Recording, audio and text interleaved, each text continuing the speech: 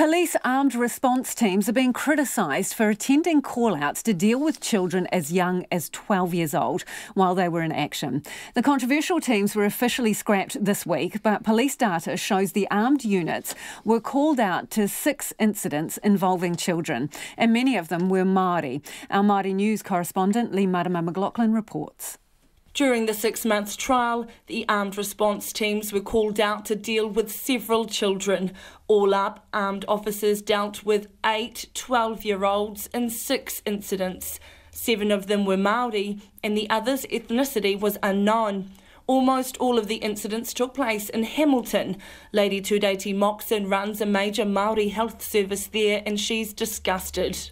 Often it's been said that armed defender squads target Māori, but targeting young Māori, targeting our youth, is just not on. It's absolutely appalling. And the worst of it is that we think that was okay, or someone thought it was okay. Well, it's just not okay. None of the 12-year-olds had firearms, but 3 of them were listed as having a weapon, only identified as cutting, stabbing or striking. Armed officers were called to deal with a child over assault, theft and willful damage, and one Māori 12-year-old was approached by the squad for using a phone for fictitious purposes. The Children's Commissioner, Judge Andrew Beecroft, says it's overkill. We can be quite clear. An armed response for children in the circumstances that have been outlined to me in particular is wholly inappropriate and never acceptable. In one of the incidents, 2 12-year-olds were part of a group of 9 teenagers out at night in Hamilton. The armed officers were called in to see them about willful damage and burglary to the value of under $500.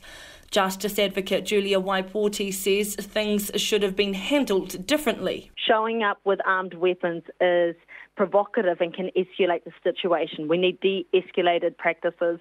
We need community responses, which actually the more effective response is not a blue uniform. Judge Beecroft says it would only be in extreme circumstances that armed police should deal with children.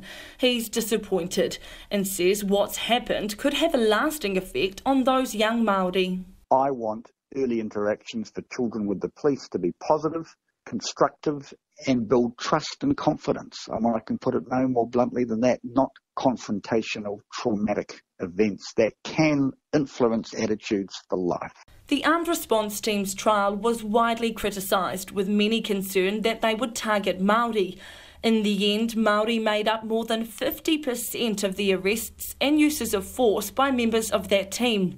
For the South Island Wānau Order leader Helen Leigh, their fears were realised. The thing that worries me the most is that this is about institutional racism.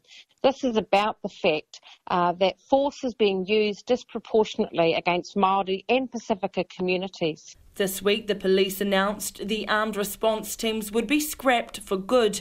But a Manukau barrister specialising in youth offenders, Kingi Snelga, says the real problem remains. He says the Black Lives Matter protests in the United States is highlighting deficiencies in our own police force. There are deeper institutional issues within the police that need to be deconstructed if we are to move to a society where people are treated equally and not judged because of their race. And I think there is a global recognition now of the dangers and the misuse of police power. Police declined to be interviewed, but in a statement a short time ago they confirmed that 8 12-year-olds were involved in ART call-outs. However, they said no use of force was deployed against a 12-year-old during the trial, during which ARTs were deployed to a range of policing jobs which did not require the presentation of a firearm, and others which had older offenders present. They also did not always have full information, such as the age and background of an alleged offender prior to attending an event. For Checkpoint, I'm Leigh-Marama McLachlan.